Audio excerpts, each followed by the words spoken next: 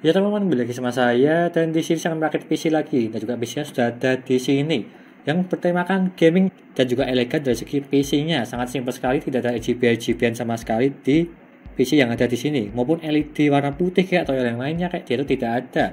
Cuma simpel sekali. Serta menggunakan casing yang kecil juga yang ada di sini. Kecil tapi agak lebar sih untuk PC yang ada di sini. Dan juga part-partnya semua ada di sini semua. Di sini saya merakit PC dengan harga 11.750.000, hampir menyentuh 12 juta. Apakah bagus atau tidak? Yang dimana saya menggunakan Core i3 Gen 12 yang ada di sini dan juga GTX 1660 Super. Tapi ini second ya, bukan baru. Semuanya baru kecuali ini. Apakah worth it atau tidak nanti di akhir video untuk tes gamingnya.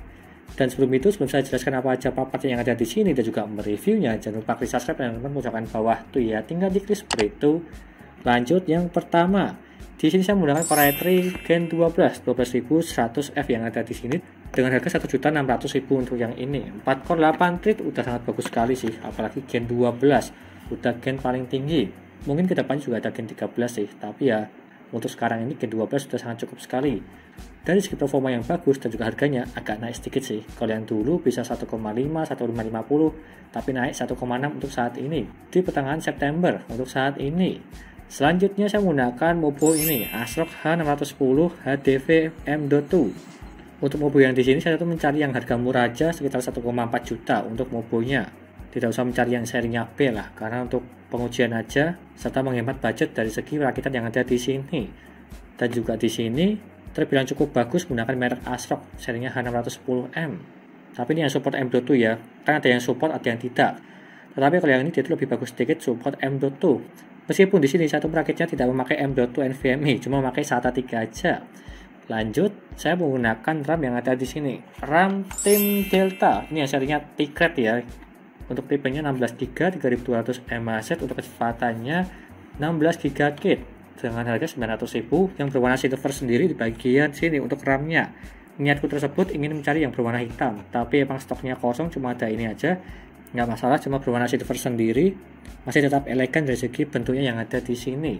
Harganya 900.000, terbilang murah untuk saat ini untuk RAM-nya 16GB. Selanjutnya saya menggunakan ini Colorful GTX 1660 Super yang dimana di sini VRAM-nya 6GB dan juga DDR6. Tapi ini second ya, bukan baru. Harga VGA kalau barunya ini Colorful sekitar harganya 3,6 juta. Tapi kalau second harganya 3 juta untuk saat ini. Kalau bisa mencari second yang dimana masih ada garansinya dari distributornya. Kalau yang ini dia masih garansi 1 tahun, jadinya aman untuk kedepannya jika ada kendala ya. Intinya seperti itu. Selanjutnya saya menggunakan ini SSD Patriot Burst. Yang dimana SSD tersebut 960GB. Cuma satu aja cukup sih, karena memang sangat tinggi sekali 960GB. Ini yang 2,5 inch SATA 3 dengan harga 960.000. Terbilang murah untuk saat ini, karena kan SATA 3. Karena harga SSD juga turun sih, sama seperti harga VGA maupun juga harga RAM juga pada turun semua untuk saat ini, kecuali prosesor Intel itu naik karena banyak peminatnya lah. Selanjutnya saya menggunakan ini power supply-nya menggunakan FSP Hydroca Pro 850 watt yang ada di sini, kabelnya flat dan juga sayangnya dia itu belum full modular. Cuma kalau dipasang di casingnya sini jadi agak belibet di bagian belakangnya sih, tapi ya nggak masalah.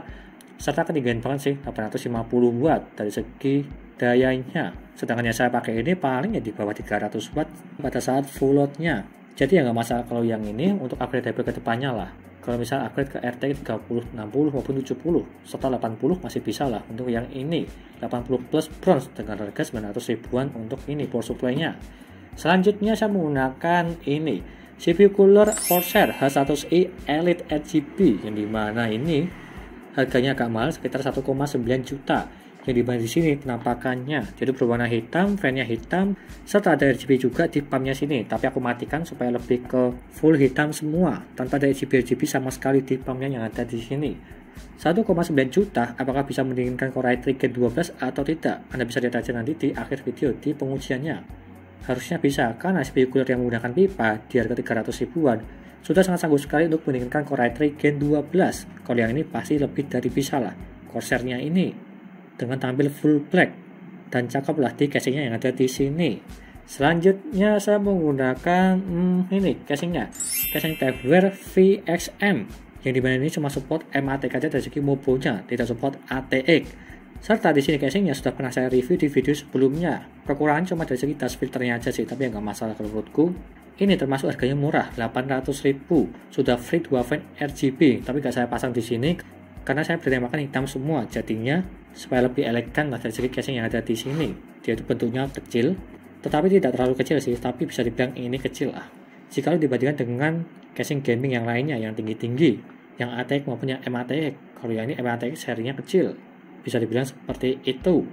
Dan juga di sini yang terakhir saya menggunakan ini fan GameMax yang berwarna hitam yang ada di sini. Saya tuh memberi 6, satunya tersebut 35.000, kalau 6 ya 210.000 untuk total semuanya. Yang dimana di bagian bawah sini saya kasih 2, di bagian samping depan saya kasih 2, di bagian samping dalam saya kasih 2. Jadi total 6 fan. Kalau di bagian belakang sini dia itu tidak bisa karena emang nggak ada slotnya sih, jadinya dia itu maksimal 6. 8 juga bisa sih, tapi di bagian atas ini dipakai untuk CPU coolernya. Jadi ya nggak masalah kalau menurutku. Dan tampilannya seperti ini, sangat elegan sekali, berwarna hitam. Dan juga ada list merahnya dari segi VGA yang ada di sini. Ya VGA-nya colorful sih, karena ada list merahnya.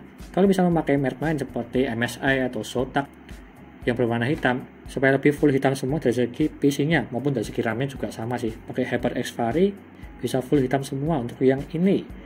Dan totalnya 11.750.000. Rekomen atau tidak, kita lihat aja habis ini untuk mereviewnya. Ya karena beberapa part yang ada di sini agak over sih, seperti contoh CPU coolernya, harga 1,9 juta maupun power supply-nya. Tapi ya nggak masalah untuk jangka ke depannya dan upgradable di PC yang ada di sini. Dan kita lanjut saja untuk mereview PC yang ada di sini. Yo.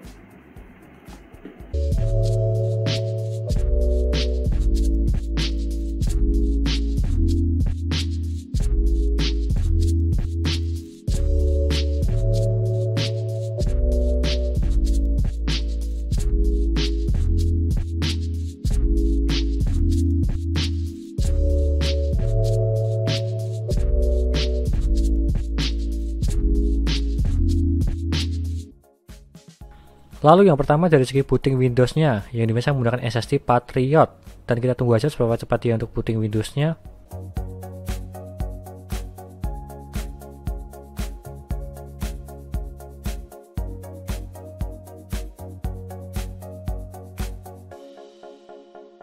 Dan dia mendapatkan 17 detik, terbilang cepat kalau yang ini. Standarnya SSD di 25 detik, kalau yang ini di 17 detik terbilang sangat cepat. Tapi terkadang di berbeda PC berbeda kecepatan meskipun sama-sama menggunakan SSD yang sama.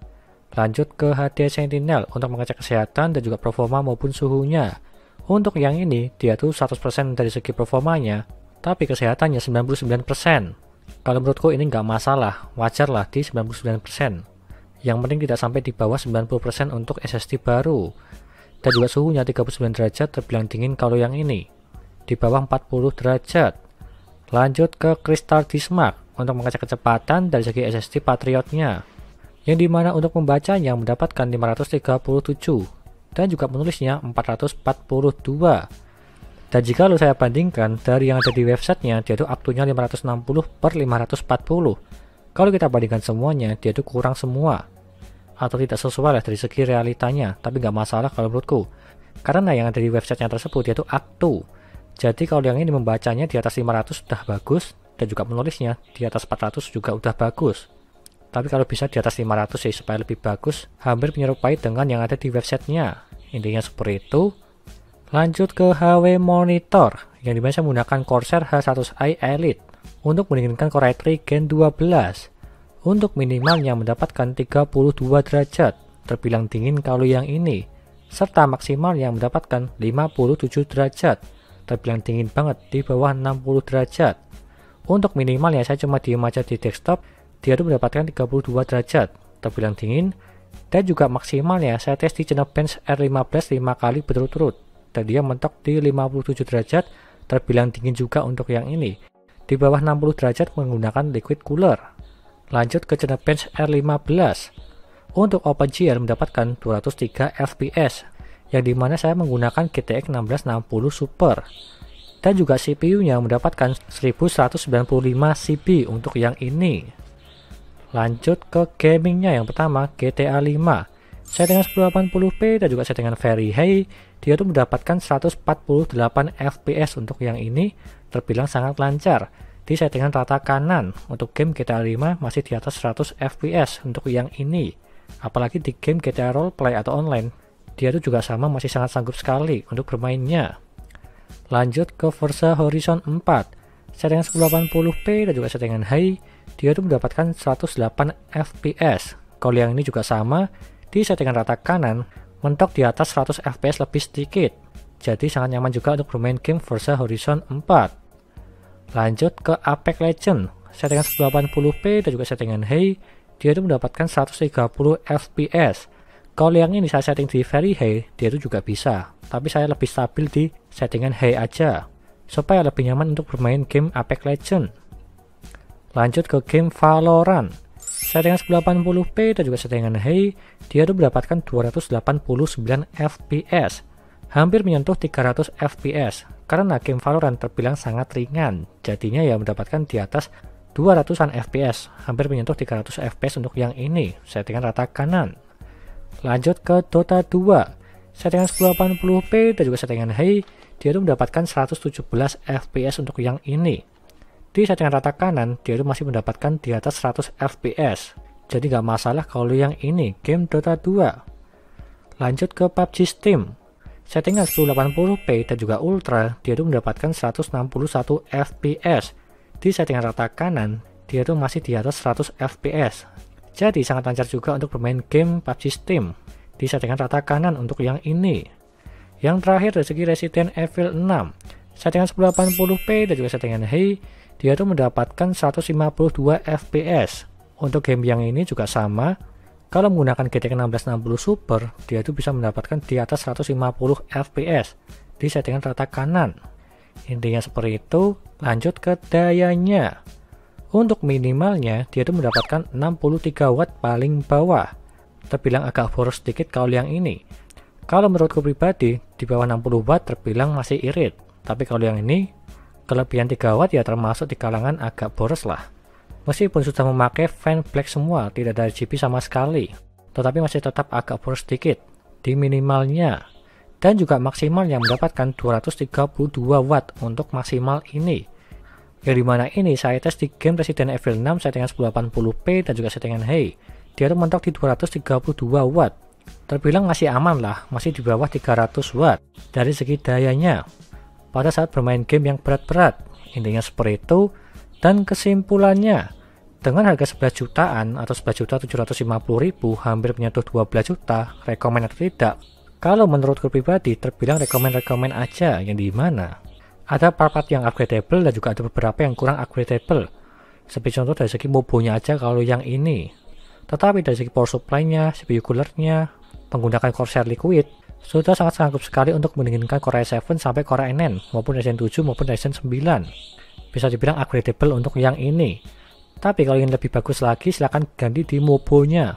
Kalau bisa minimal di seri B lah, B660, supaya nyaman upgrade di Core i5 maupun Core i7. Intinya seperti itu.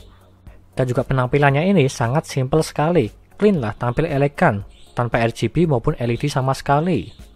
Dan juga tergantung selera kalian, pengen yang simple kayak gini atau yang banyak RGB-RGB-an. Tetapi kalau banyak RGB pasti wattnya agak tinggi sedikit. Berbeda dengan PC yang ada di sini. Itu aja dari saya, dan semua listnya ada di sini. Dan juga semua linknya ada di deskripsi. Tinggal Anda beli aja jika kalian berminat untuk part-partnya yang ada di sini. Sekian dari saya, terima kasih sudah menonton, dan juga jangan lupa like dan subscribe.